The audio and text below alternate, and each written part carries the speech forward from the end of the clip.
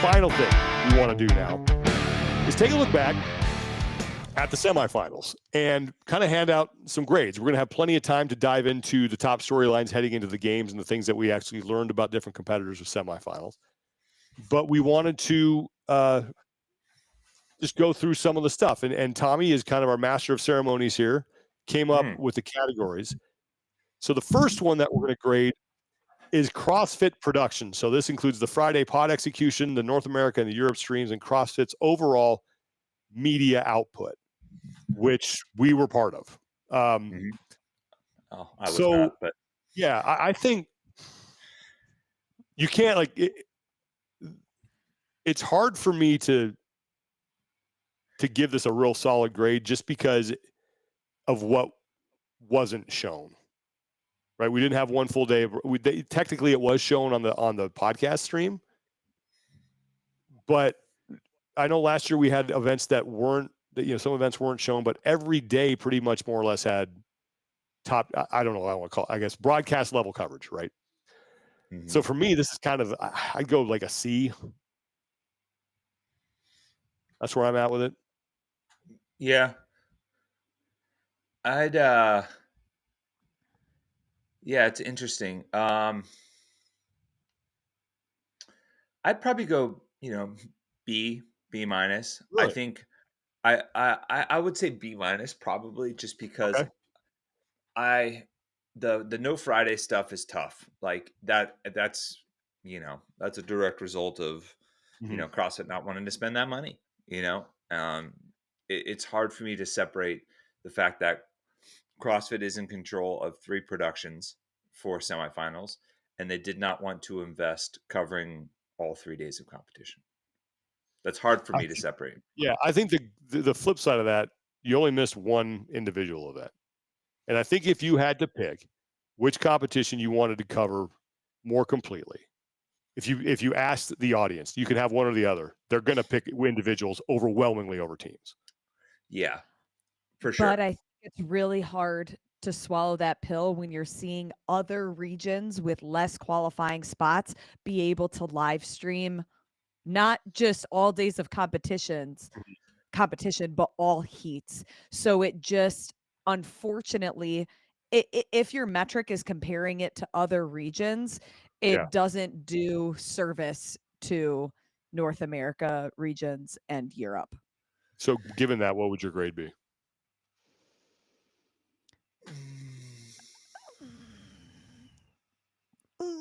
C's get degrees, C plus. Yeah, where I am. Like, it got the job done. And there was some really good stuff that went on when you got into the actual streams.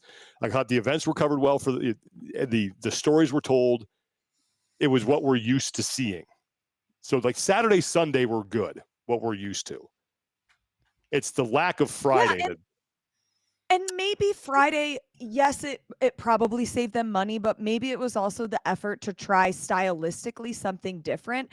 As somebody that was on the broadcast, though, it's really hard to broadcast in podcast style and then switch to broadcast coverage. So I think as a viewer or listener, it might also have been confusing as one style with similar people doing a different style, if that makes sense. Yeah. And like double dipping in roles, like Adrian is the host on Friday, but then he's the color commentator, which are 2 different roles. It just made it a little bit confusing, and maybe I'm just too deep into like knowing what each role and position is and how they should sound and feel, but it's hard when other regions gave really good broadcasts and we didn't have high expectations for that, and a handful of them had drones on the run, and I just want to give kudos to the regions that were able to do that, and it was cool to see.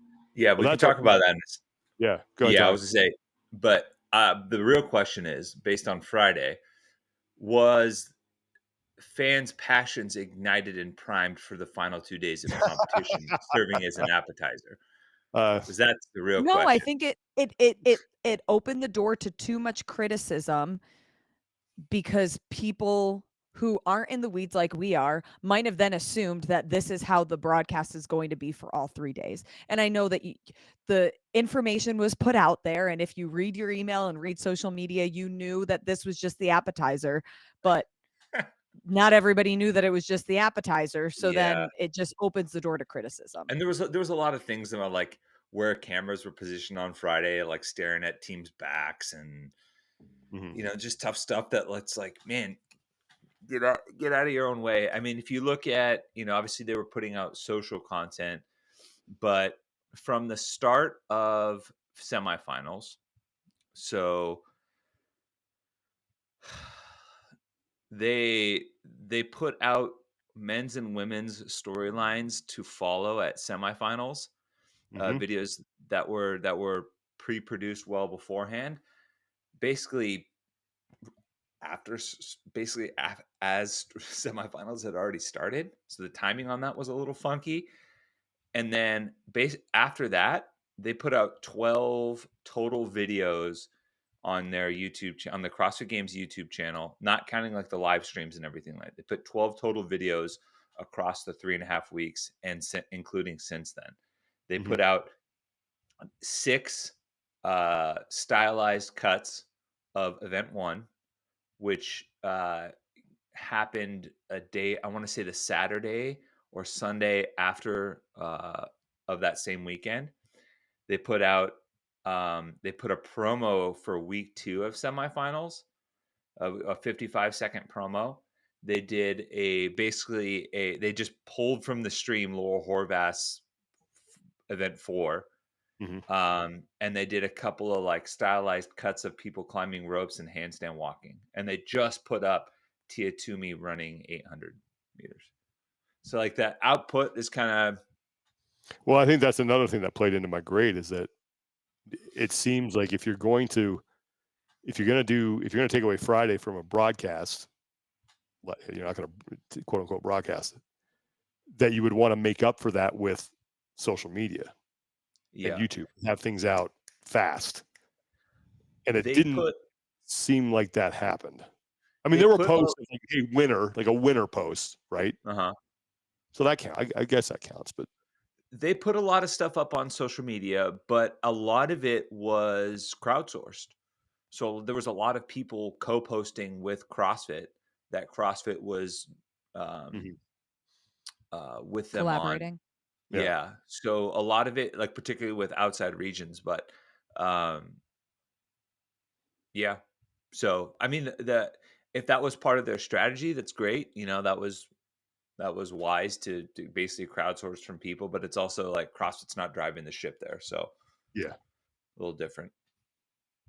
okay, But uh, yeah, B minus for me. okay.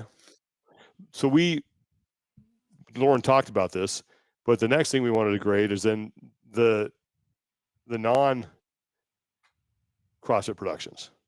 So that's the next category, non CrossFit productions. And to me, I've said this a ton, right? Happiness is measured by expectations. I did not. The only one I had any expectations for was Oceania because I know the crew that Orion. does that. Yeah. They're fantastic, and I think you give that a solid A for what they did. That was, and then even I watched a lot of the stream from Asia. Is that broadcast quality? No, but it was. You could watch it and you could follow along pretty well. And then I saw a little bit from Renegade and Rebel Renegade games. in South America because I was just buried in North America East, so I didn't have a chance to really look at anything else. But they look really good too. So, given where my expectations were and what was delivered, I'm going to give this an A. Yeah, I would agree with that. I think you look at different aspects of what each of them did. Obviously Asia was up first, and in the very least, like, you could follow the action. Um, and I thought almost pretty much in successive weeks things got better from there. Mm-hmm. Um, Touring Pro, as we expected, was going to be a quality broadcast, and you could see all the action front to back. I think that's what really bolsters a lot of these non-CrossFit productions, is that the production was essentially same front to back. So the tone that you Yes. set on Friday, as far as like what you're seeing, speaking to Lauren's point, is what you got the entire way, and it felt consistent. The Mm-hmm. South America on Friday was awesome. Like, Lauren mentioned it, but they had drones following athletes out on the run. Like, Mm, the coverage looked fantastic. They were cutting to cameras outside, doing a lot of this, and I know that the North America and Europe production companies were capable of doing that, but it comes down to what CrossFit wanted to spend, right? mm, And it was encouraging to see other people outside of CrossFit investing enough resources to make stuff like that happen. mhm. That was like, oh, that's awesome. Like, these markets outside of CrossFit care enough to do this. Yeah, I was Um, really, really pleasantly surprised. and even Rebel Renegade games, like the little things in between, they had their locked off camera. They had a booth camera that they would cut to back and forth. They had slates telling you Mhm, time zones or timing and what was coming up next in the time windows. Cutting the cameras down on the floor. Like, if you were just a fan of the sport trying to follow along, or and even put yourself in the shoes of the people that are in those markets, like, I just want to see my guy, or I want to see this competition from across the continent. You could.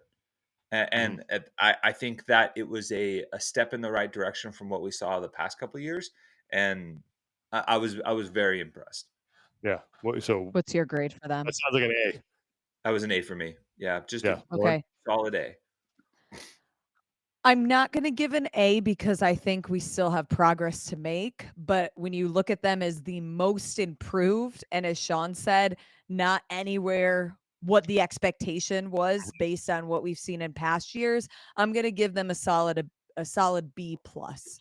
Room for Okay, improvement still, but much better than I think any of us and a lot of our listeners sure. anticipated, and Yeah. a lot of cool things that are encouraging to the sport in other Yeah. regions.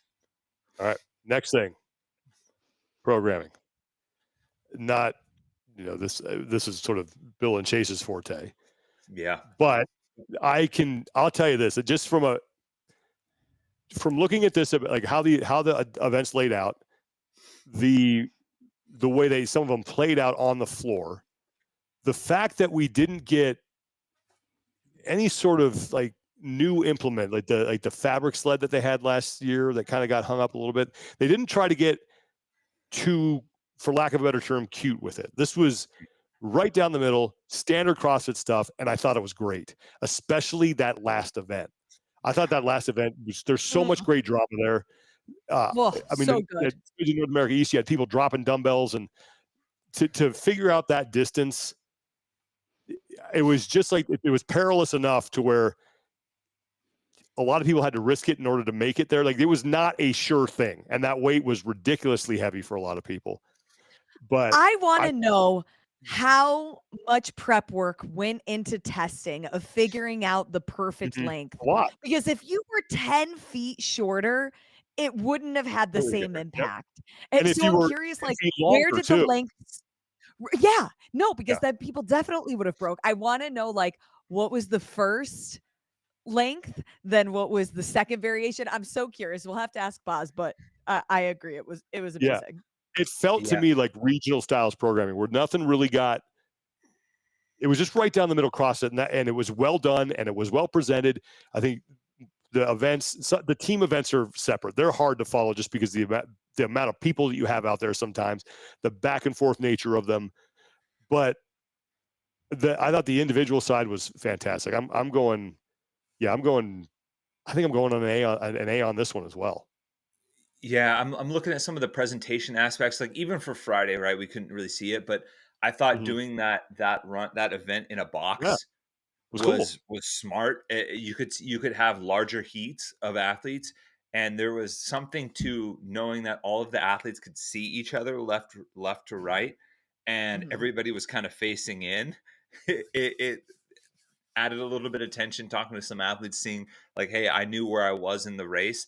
And even the kind of cat and mouse of, yeah, you may have a lead on the way in, but you have to run further on the way out, but everybody still runs the same, was this kind of maybe artificially added a little bit of this back and forth jockeying. But Mhm. um, coupling with how the programming flowed throughout the weekend, and how many cool comebacks, how many um, like, I don't want to say landmines, but yeah, really kind of like landmines that athletes kind of tripped over as they went along, because each day kind of started to test something different.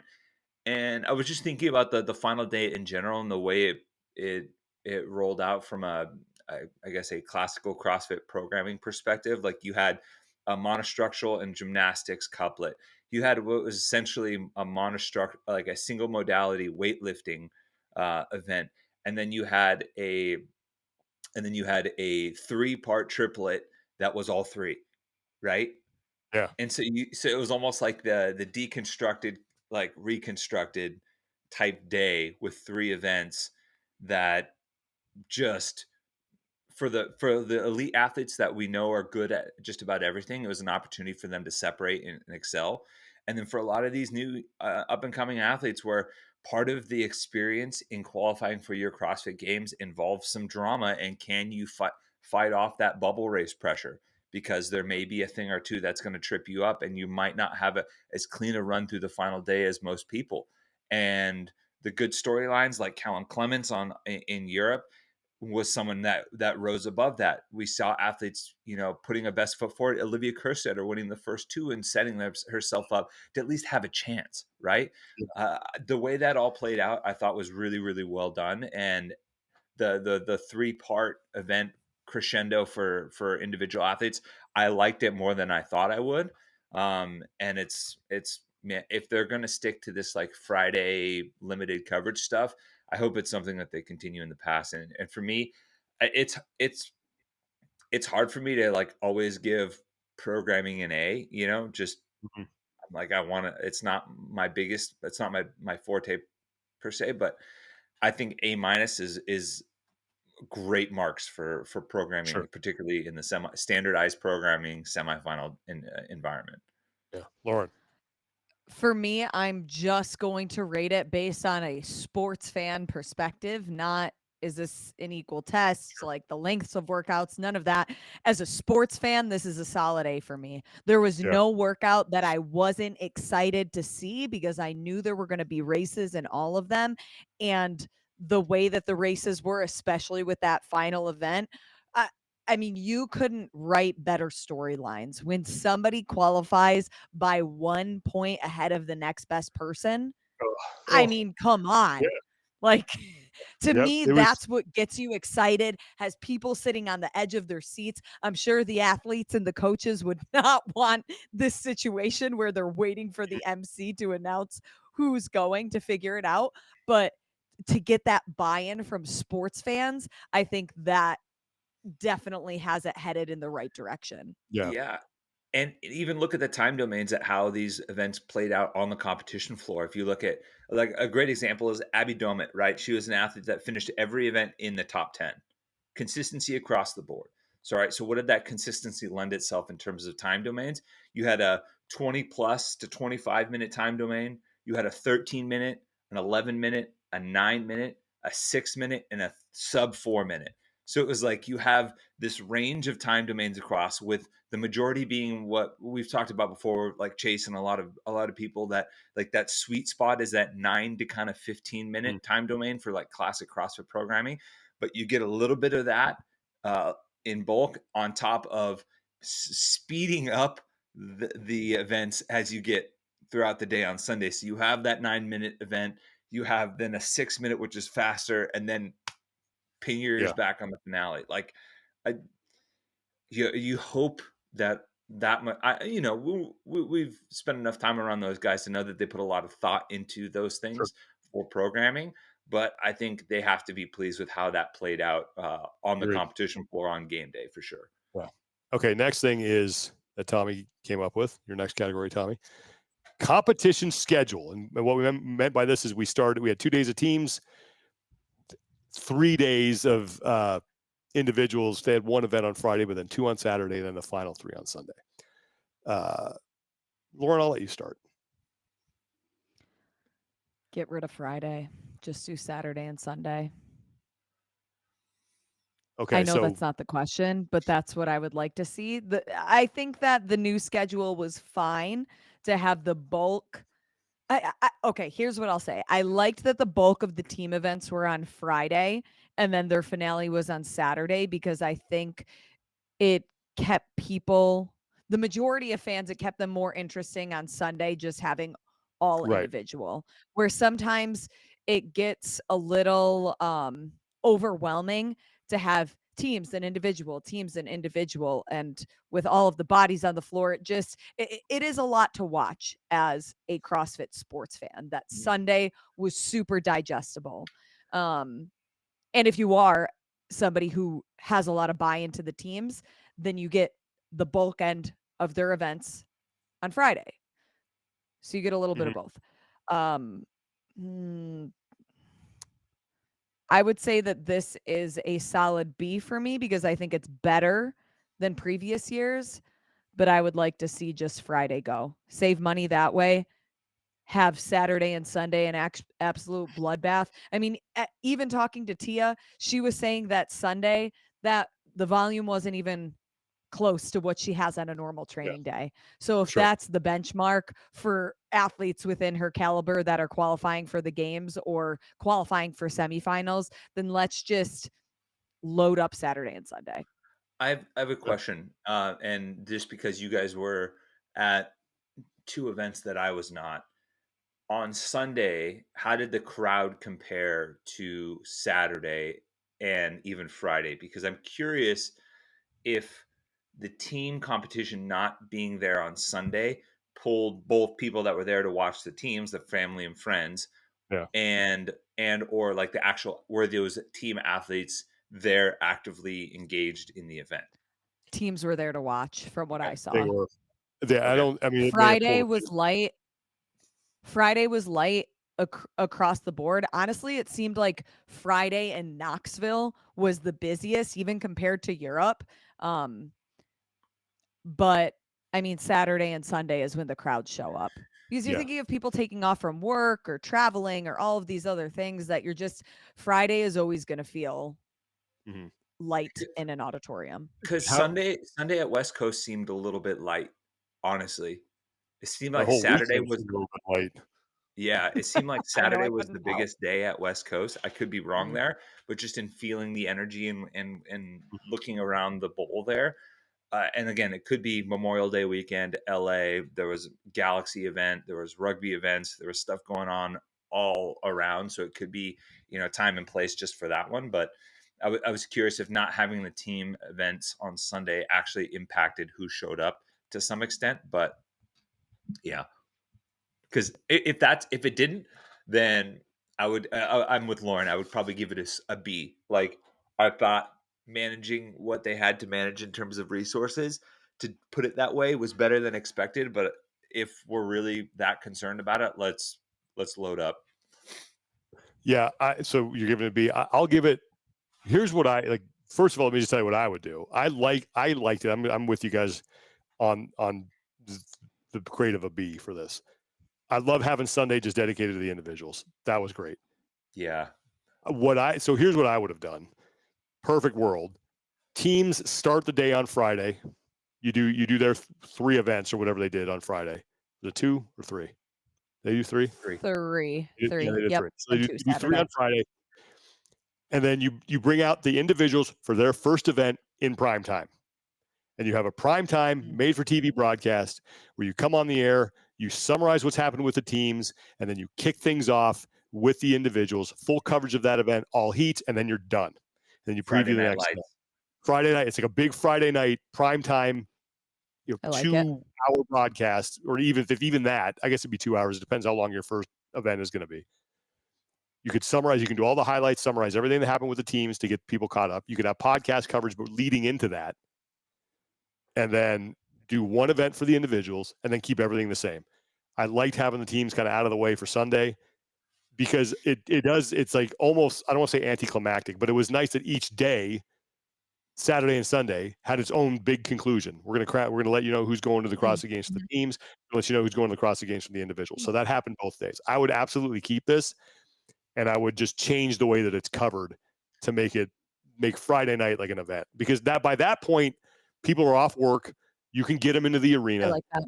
Yeah. So Or that's if you're not traveling that day too. exactly. You can get there. You can show up for a 7 p.m. start, And then the next day, the individuals can start later because you still have 2 or 3 team events you got to get through. It makes that rest thing fine. You can have a longer event. Just make it a made-for-TV event where you have individual coverage. You do all 4 heats. Hell, you could even bring teams on to interview during the broadcast in between heats or whatever. Like there's a lot there you could do that I think would make this a solid A plus if they could find a way to get that done. All right, next thing. Live environments. Pommy. Yeah. I mean, I was at the West Coast. Was this C minus? Yeah. That's being generous. Mm-hmm. It just and part of that too is just my own nostalgia from for sure spending 7 years there in previous events, and having ghosts of seasons past walk all around me as we walked the venue. But I mean, it's no surprise that the attendance wasn't anywhere near what anyone had hoped. Mm-hmm. There were moments, I will say, where and you couldn't see this on camera, where parts of it filled up and the energy was there. I mean, Colton, there was awesome energy in the area when Colton tap and go 265. There was some awesome energy for some of the final lunges and pieces for that event. But yeah, it just it's not what you had hoped for from going back to the home of the games where the sport really took off. Yeah, agreed. Again, happiness is measured by expectations, and there was an expectation there that it would rival some of the things that we've seen at the games, and it just not because of what event organizers did or anything like that. People just didn't show up. Yeah.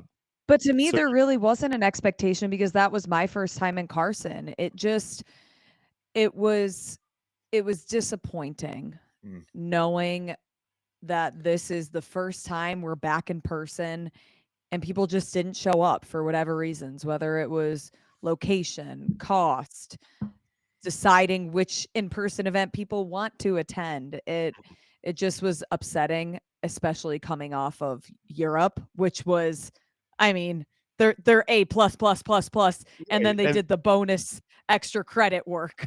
Well, yeah. What about the other events? Well, I think that's the thing. You got to average this all out. So if you look at the real good ones, Europe for sure. I talked to Jeremy Austin about what happened in Torrey, and he's like, it was like a tennis stadium environment in Carson. I was like, okay, that's probably an A.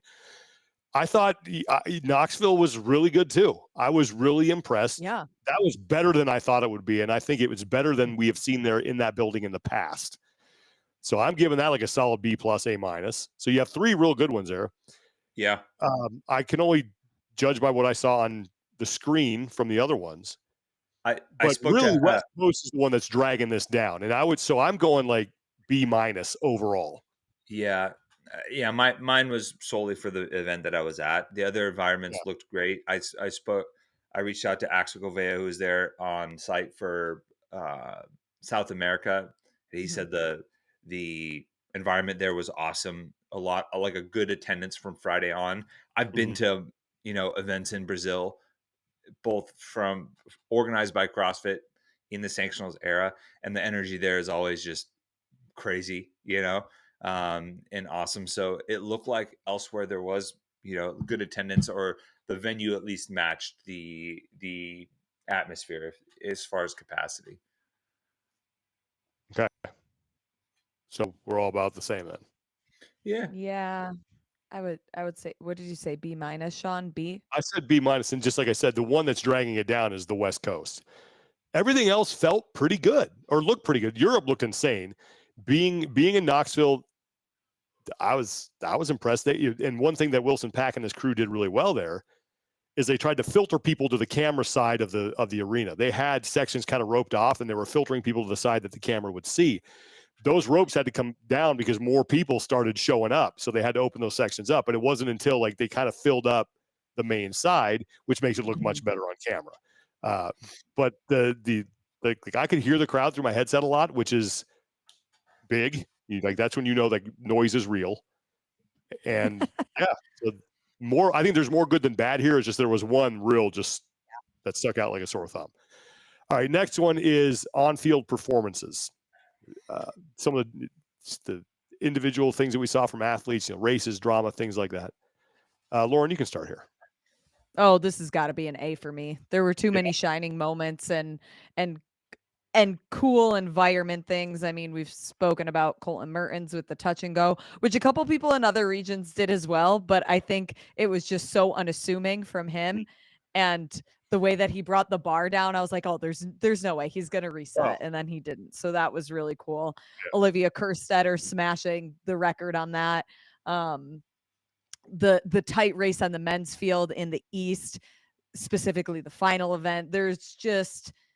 It's really cool to see the evolution of the sport up until now. And the semifinals made me that much more excited for the CrossFit Games. So this is a solid A for me.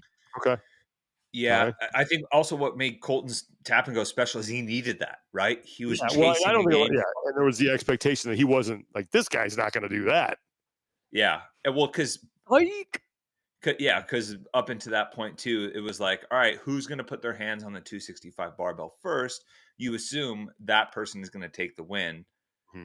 and yep, and he just bam Cool. Yeah, throws that's it awesome. down. But yeah, I thought the on-field performances were great. The retest of the snatch ladder again highlighted the growing capacity amongst the elite.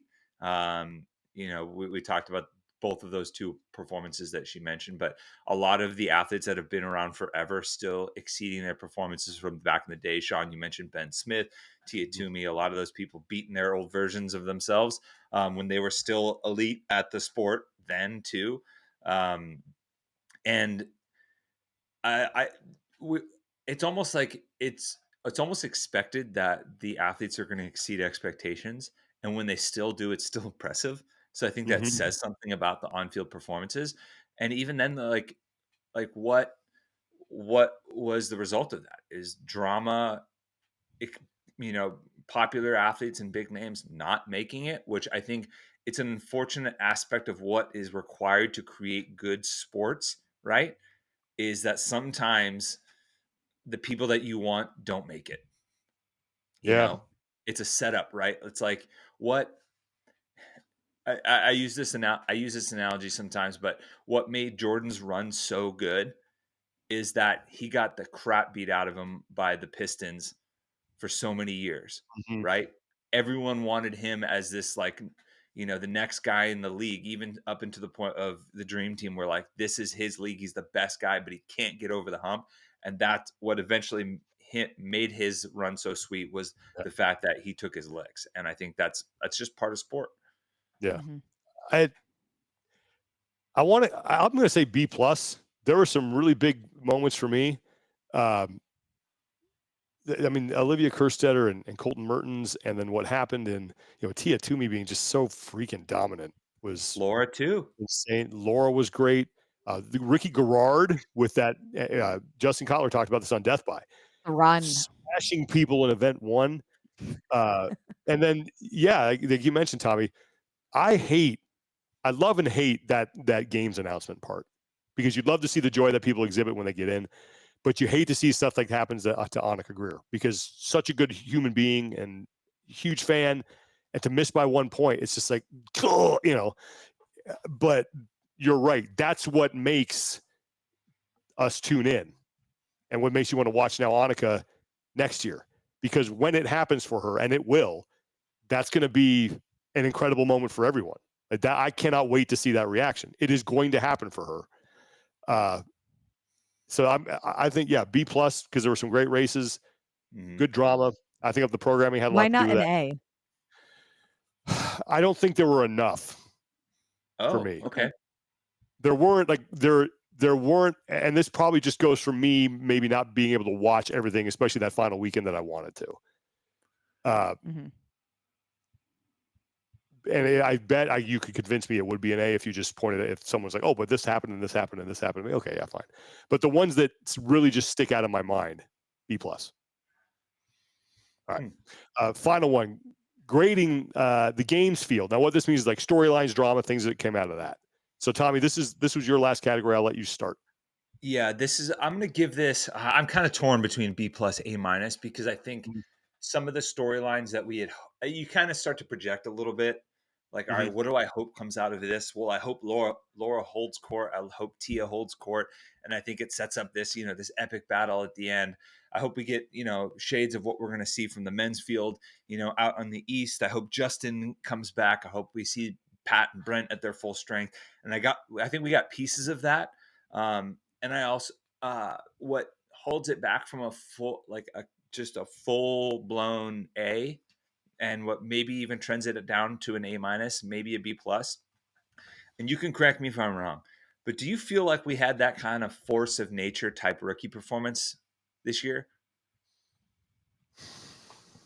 No. Force of nature? You mean like somebody who's also going to blow it out of the water at the games? Either No, going to like Jason Hopper a few years ago, we referenced this in the broadcast. Like it was Knoxville a couple years ago where that guy showed up on the scene, and I was like, "What is going Yeah, and on here?" he won semifinals, Right. didn't he? He did, and that was his. Yeah. So I think that's what Tommy's talking about is that rookie performance where you're like, "Wow." That sets up that's a major talking point, right? Like, and it doesn't always have to be like exactly like that too. Like Hopper definitely fits the bill, but it was also the last 3 years we've had these like crazy teenage athletes that exceeded their age division to make it as individuals, right? That felt like, oh my god, this wave of young athletes is coming and this is the future. Or I would even say like last year, Yellow Hosta, like winning multiple events in a very deep Europe, was like, okay, this guy could do some damage at the games. And what happens? Top 10. I don't know. One athlete could certainly prove me wrong. But do you feel like we got that from any of the rookie performances No. this year at semifinals? No. I think we almost did from Hattie Canio. Really? Besides her final event. And it's funny, I just interviewed her and that'll be on our YouTube channel. But she said that her boyfriend told her she had already clinched before she did the final event. And Oh. she thinks subconsciously that might have prevented her from really stepping on the gas. With that, I think she said she was going to go unbroken on the muscle ups, but then she knew she could break at 11 because it didn't really matter. So I'm curious if she didn't know she clinched, what the results of that final event would have been. And maybe I'm just being biased because I was so impressed with her consistency and like top 5 finishes throughout the weekend. But a Yellow Hosta effect, a Jason Hopper effect, I don't know that we had anything to that level, Right. but she would be the next best thing in my mind. So Tommy, your name on this. What are you, Lauren? I'm actually gonna go to B plus. B plus. Okay. With a chance for extra credit at the games. Okay, there you go.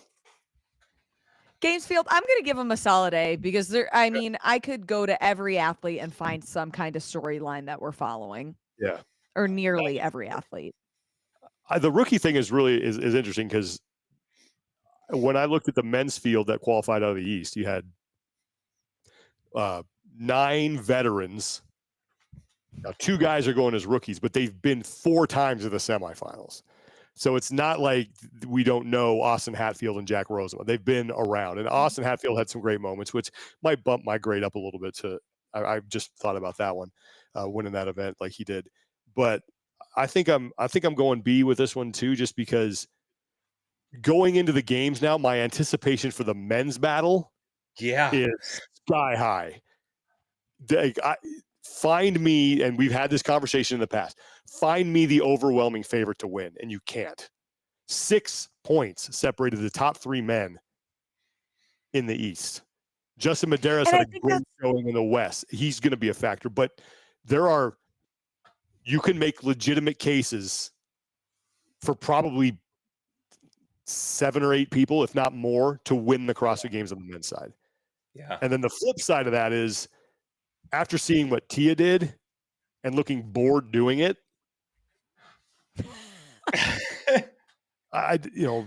it's like, oh, here we are again, and to get to watch her compete and to have had a front row seat to this is incredible.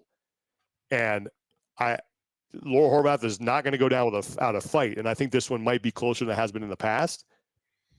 But I'm just like, okay, yep, Here we go again. I have a question. Yeah. Because to me, the reason why the men's field is more exciting is because you have no idea who's going to win the Yes. CrossFit Games. Where the women's field, I feel like there's more storylines. Is it going to be Tia or Laura? Okay, then who's the third person on the podium? And what's top 5? There's more storylines, but the men have the biggest overwhelming I storyline. think that's fair. If Tia and Laura were out of the mix, does it become more interesting in the capacity that the Oh, men's yeah. field is? Absolutely. And I think that's a great point, is because Mm. if you had a lot of money that you had to bet on one person at the games, you're probably going to put it on Tia. Like, why wouldn't you not? No disrespect to Laura or anybody else. And I do think that Laura will give her a fight. I really do. But that's where the drama is to me, is like, who's second and third? Because that's a similar storyline for me as it is with on the men's, who's going to win. 8 or 9 people could legitimately wind up there. Yeah. Yeah. But there's not that. I'm with Tommy. There's not that one super rookie that's coming out. You're like, oh man, can't wait to see this person who finally broke through and is going to put the rest of the field on notice. Now that might develop once we get to Fort Worth. But right now, I Well, it's even wouldn't. when you think of who's going to be the rookie of the year, I have no idea. Me neither. I have not a clue. Where I could gamble a little bit last year, I'm not going to Vegas and putting my money on anything this year. Yeah, you never know. Okay, well, those are our grades for the semifinals. I think overall, a lot more positive than negative. I enjoyed watching the stuff that I was able to see. I loved being there in Knoxville. It got me really excited for what's going to happen to the CrossFit Games, and we'll dive into all those storylines, and we'll have interviews of athletes who have qualified, and guests and all kinds of good stuff as we head towards August.